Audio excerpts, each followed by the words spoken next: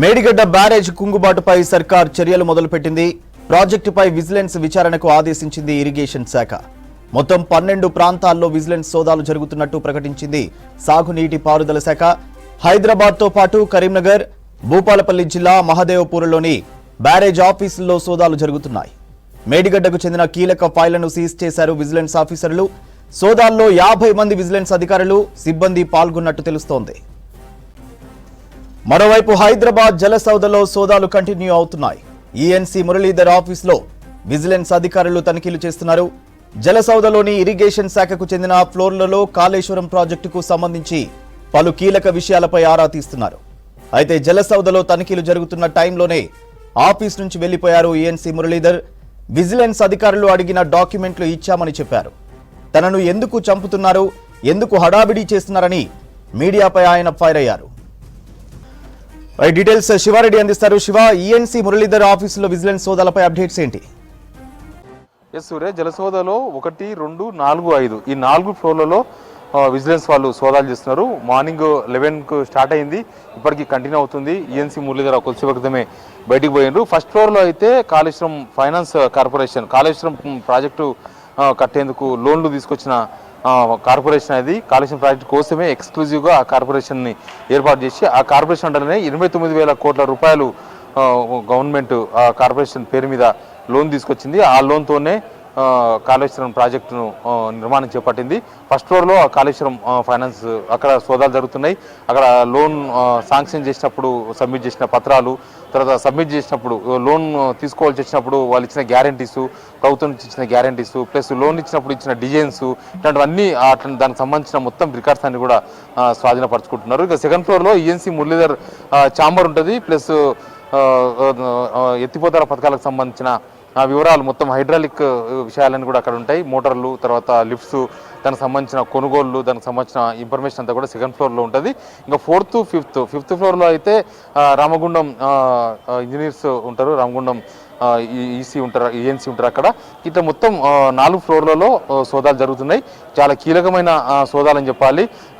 ప్రభుత్వం మారిన తర్వాత కాళేశ్వరం ప్రాజెక్టులో జరిగిన అవకతవకల పైన విచారణ చేపడతామని కొత్త ప్రభుత్వం చెప్పింది. దానికి అనుగుణంగానే ఇప్పటికే సీఎం రేవంత్ రెడ్డి రివ్యూ చేసిండ్రు, తర్వాత ఇరిగేషన్ మంత్రి ఉత్తమ్ కుమార్ రెడ్డి రివ్యూ చేసిండ్రు.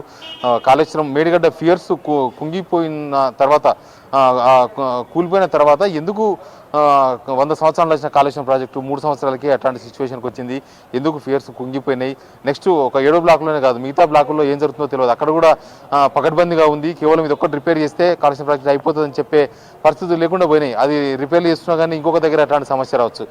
ప్లస్ సెంట్రల్ డ్యామ్ సేఫ్టీ అధికారులు ఇచ్చిన రిపోర్టు బేస్ చేసి చూస్తే అసలు అది మొత్తం ఆడున్న అన్ని బ్లాకులను కూడా పరీక్షించాలి. అసలు ఎక్కడ ఎట్లాంటి లోపాలు ఉన్నాయి, నిర్మాణంలో లోపం ఉందా, డిజైన్లో లోపం ఉందా, తర్వాత సిడబ్ల్యూసి పర్మిషన్ తీసుకున్న డిజైన్స్ ఉన్నాయా లేవా, ఇట్లాంటి చాలా అనుమానాలు ఉన్నాయి. కాబట్టి అసలు ఏం జరిగింది తెలుసుకునే ముందు ప్రభుత్వం ఒక విచారణ జరపాలనుకుంటుంది. దానికన్నా ముందు ఒక విజిలెన్స్ సోదాల ద్వారా కొన్ని ఫైల్స్ స్వాధీనపరచుకుంటే వాటి ప్రాథమిక సమాచారం ఒకటి దొరుకుతుంది. అసలు నెక్స్ట్ సిబిఐ ఎంక్వైరీ దాకా పోవాల్సిన అవసరం ఉంటుందా, లేకపోతే ఇక్కడనే సిట్టింగ్ జడ్జితో వేయచ్చా, ఇంకా దాని మీద ఎట్లాంటి ఎంక్వైరీ చేస్తే దానిలో ఉన్న అవకతవకలు, లేకపోతే దానిలో ఉన్న లోపాలు ఇవన్నీ కూడా బయటకు తెలిసే అవకాశం ఉంటుంది అన్న పైన ఈ సోదాలు అయితే జరుగుతున్నాయి. ఇక్కడనే కాదు, మహదేవపురం అది భూపాలపల్లి జిల్లాలో Kaleshwaram main project Kannepalli pump హౌస్కు సంబంధించిన ఇన్ఫర్మేషన్ అంతా కూడా ఆ క్యాంపులో ఉంటుంది.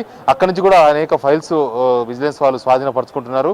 అసలు దీనిలో వాళ్ళు కీలకంగా సేకరిస్తున్న ఇన్ఫర్మేషన్ వచ్చి ముందు ఈ ప్రాజెక్టు స్టార్టింగ్ కన్నా ముందున్న ప్రపోజల్స్ ఏంది, అసలు ఎందుకు స్టార్టింగ్ నుంచి ఉన్న ప్రపోజల్స్ ఏమేమి ఉన్నాయి, ప్లస్ అధికారులు ఇచ్చిన ప్రపోజల్స్ ఏంటి, తర్వాత ప్రభుత్వం పెద్దలు ఏమేమి ప్రపోజల్స్ ఇచ్చిండ్రు, ప్లస్ సిడబ్ల్యూసీ పర్మిషన్స్ కోసం ఎట్లాంటి ప్రపోజల్స్ పంపిండ్రు, ప్లస్ అప్పుడు వివిధ కాంట్రాక్టర్ కంపెనీలతో చేసుకున్న ఒప్పందాలు ఏంది, ముఖ్యంగా మేడిగడ్డ ఈ బ్యారేజ్ ఫియర్స్ కూలిన తర్వాత ఎల్ఎన్టీతో ఒప్పందం ఉందా లేదా, వారంటీ ఉందా లేదా కూడా ఇప్పటిదాకా కరెక్ట్గా తెలియదు.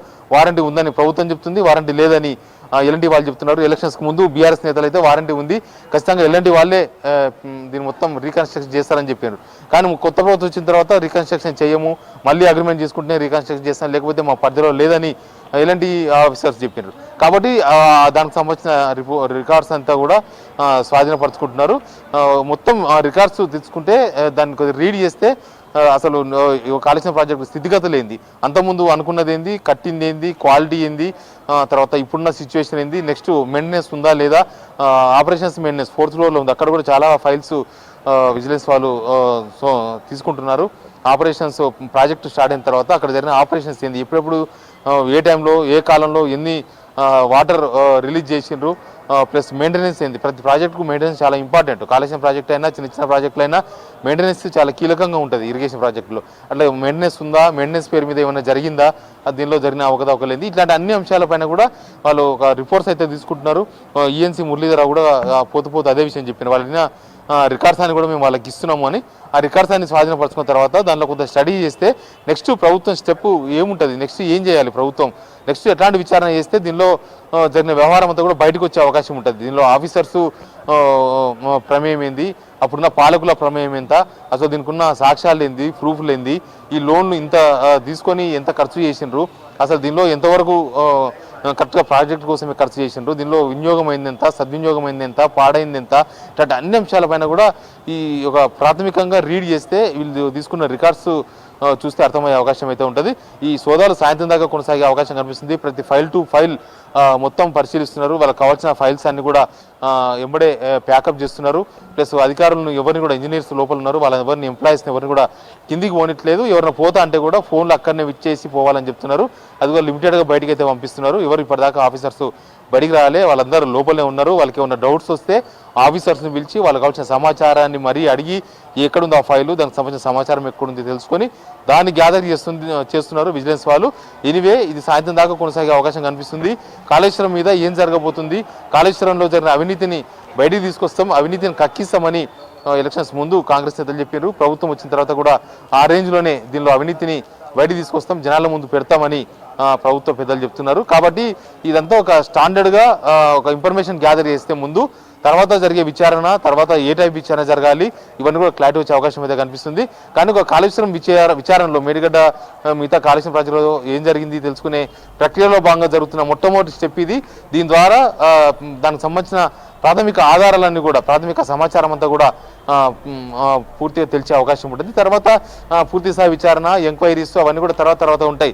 ఎవరెవరు దీనిలో ఎవరెవరు పాత్ర ఉంది, ఎంత లోతు జరిగింది, ముందు ఎంత లోతు ఉంది దీనిలో అవినీతో లేకపోతే దుర్వినియోగమైన వ్యవహారమో ఎంత లోతుందో తెలుసుకోగలిగితే దీనిలో ఆఫీసర్స్ విచారణకు పిలవాల్సి ఉంటుందా, లేకపోతే అప్పుడున్న పాలకులను ఎవరైనా దీనిలో బాధ్యతను చేయాల్సి ఉంటుందా, అది ఎంత స్థాయిలో ఉంది, దీనిలో ఎంత మేరకు ఆధారాలు ఉన్నాయి, అసలు ఏం జరిగింది, ఇదంతా కూడా తెలుసుకునే ప్రయత్నాల్లో అయితే ఉన్నట్టు కనిపిస్తుంది.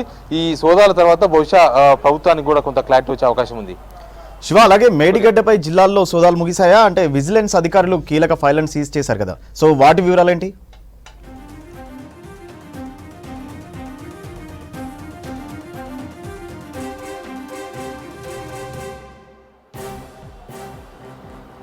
అంటే అక్కడనేమో మాదేవపురంలో అక్కడ ఆఫీస్ ఉంటుంది, కాళేశ్వరం మేడిగడ్డ నిర్వహణ ప్లస్ కన్నెపల్లి పంప్ హౌస్, ఈ రెండింటికి సంబంధించిన నిర్వహణ ఉంటుంది. అప్పుడు ఎప్పుడు ఎంతెంత అది కన్స్ట్రక్షన్ అయిన తర్వాతనే, మొత్తం ఓపెన్ అయిన తర్వాతనే అదంతా ఆ క్యాంప్ ఆఫీస్ వినియోగంలోకి వచ్చింది. అక్కడ ఏం జరిగింది, ప్రాజెక్టు అవైలబిలిటీకి వచ్చిన తర్వాత దానిలో ఎంతవరకు యూజ్ అయింది, దానిలో ఎన్ని నీళ్లు ఎత్తిపోసిండ్రు, అసలు దానికన్నా కరెంటు బిల్లు 5 లక్షల రూపాయల కరెంటు బిల్లు పెండింగ్లో ఉన్నట్టు మనకు ఎలక్షన్స్ ముందు కనిపించింది. కాబట్టి అట్లాంటి నిర్వహణ అయ్యింది. నిర్వహణ అసలు ఎంతవరకు జరిగింది, కేవలం నీళ్ళు ఎత్తిపోసి మళ్ళీ వాటిని సముద్రంలోకి వదిలి, మళ్ళీ నీళ్ళు ఎత్తి మళ్ళీ సముద్రంలోకి వదిలి, ఇట్లాంటి ప్రక్రియలు జరిగినాయి అక్కడ. కాబట్టి అసలు ఎత్తిపోసింది ఎంత, దాన్ని రైతులకు ఇచ్చింది ఎంత, చెరువులు నింపింది ఎంత, ఈ పూర్తిగా మొత్తం అక్కడ మెయింటెనెన్స్ ఏంది, అసలు ఈ మొత్తం అవైలబిలిటీకి వచ్చిన తర్వాత ప్రాజెక్టు ప్రారంభించిన తర్వాత ఇప్పటివరకు మెయింటెనెన్స్ ఖర్చు ఎంత, అసలు మెయింటెనెన్స్ చేసినరా లేదా, దాని సిచ్యువేషన్ ఇది, దాని ఫిజికల్ సిచ్యువేషన్ ఏంది, మేడిగడ్డ 7th బ్లాక్లో ఫియర్ స్కూల్నే అంటే మిగతా బ్లాక్లో సిచ్యువేషన్ ఏందని కూడా కొద్దిగా అనుమానం వస్తుంది. మిగతా బ్లాకుల్లో కూడా ఇట్లాంటి క్వాలిటీ ఉందా, అక్కడ కూడా ఇట్లాంటి మెయింటెనెన్స్ ఉందా, మెయింటెనెన్స్ లేకపోతే 7వ బ్లాక్లో జరిగిందే రేపు ఇంకొక బ్లాక్లో జరగవచ్చు మళ్ళీ. కాబట్టి మొత్తం ఇప్పుడు మేడిగడ్డ బ్యారేజ్ను రీడ్ చేయాలి, ప్లస్ అన్నారం సుందిల 2 రిజర్వాయర్స్ను కూడా రీడ్ చేయాల్సి ఉంటుంది. రీడ్ చేయకపోతే ఇప్పుడు ఏదో తాత్కాలికంగా చిన్న చిన్న సమస్యలు లేకపోతే 2 పియర్స్ను గోలగొట్టి మళ్ళీ వాటిని కన్స్ట్రక్షన్ చేస్తే నెక్స్ట్ ఆ సమస్య మళ్ళీ కొత్త సమస్యలు ఉత్పన్నమయ్యే అవకాశం ఉంటుంది.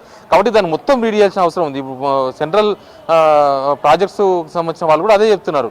ఖచ్చితంగా దీన్ని మొత్తం రీడ్ చేస్తే తప్ప దీన్ని వినియోగంలోకి తీసుకురావద్దు. ఇప్పటికే మేడిగడ్డల ప్లస్ అన్నారం సుందీల నీళ్ళని కూడా కిందికి వదిలేసినారు, నీళ్ళేం లేవు ఇప్పుడు. కాబట్టి అదంతా మొత్తం స్టడీ చేస్తే దాని క్వాలిటీ తెలుసుకుంటే తప్ప దాన్ని నెక్స్ట్ ఏం చేయాలనేది ఒక క్లారిటీ వచ్చే అవకాశం లేదు. కాబట్టి అక్కడ మెయింటెనెన్స్ ఆఫీస్, కాళేశ్వరం ఆఫీస్ అది, అక్కడ కన్నెపల్లి పంప్ హౌస్కు సంబంధించిన వివరాలు ఉంటాయి, ప్లస్ మేడిగడ్డ బ్యారేజ్ నిర్వహణకు సంబంధించిన వివరాలు ఉంటాయి.